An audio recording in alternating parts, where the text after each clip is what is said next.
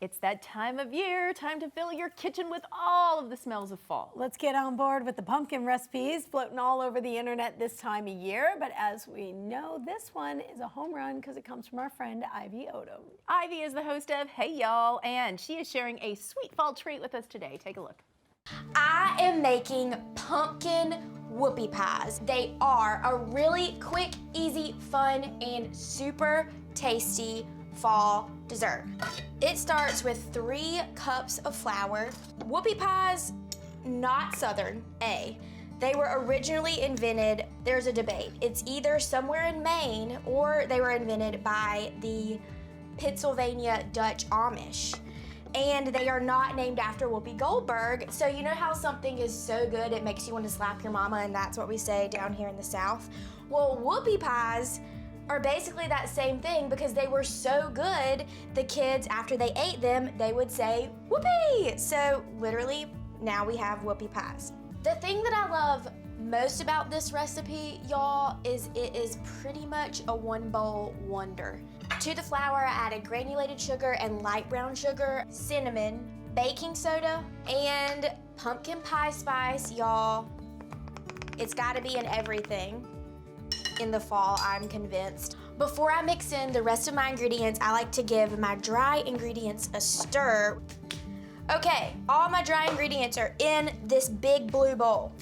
Now I'm gonna go with a whole can of pumpkin puree. I love the Libby's brand just because it's classic, and there are about 47,000 of these cans in every single supermarket.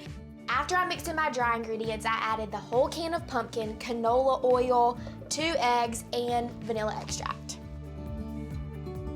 Once everything's in your bowl, give it a really good whisk. After your batter's mixed up, clear out your workspace, and then we're gonna get this into a piping bag.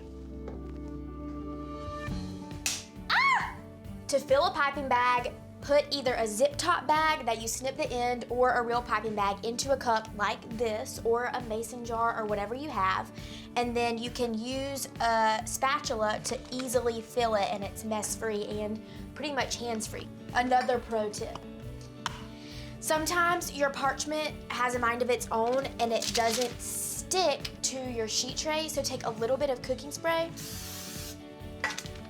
and put your parchment on it, and this helps your parchment adhere to your baking sheet. So whenever you are piping, it doesn't like come up and flap in your face. I've had that happen before. Here we go. They're so cute. They're like little cute pumpkin round swirls.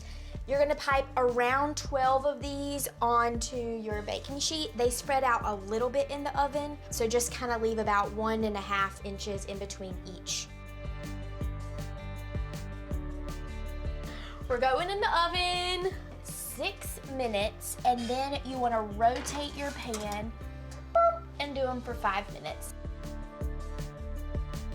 My second batch is done baking, so let them cool for 5 minutes on the sheet tray, and then transfer them to a wire rack to cool completely, and it takes about 30 minutes or so. This is basic cream cheese frosting with a pinch of cinnamon. Once these are completely cool, flip half of your cookies over, pipe your filling, and then just top it to make a sandwich or Whoopi Goldberg pumpkin pie.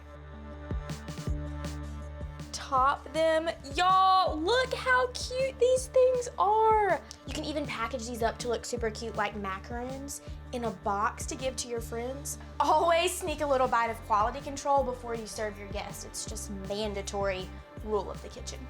We'll see you next time on Hey Y'all.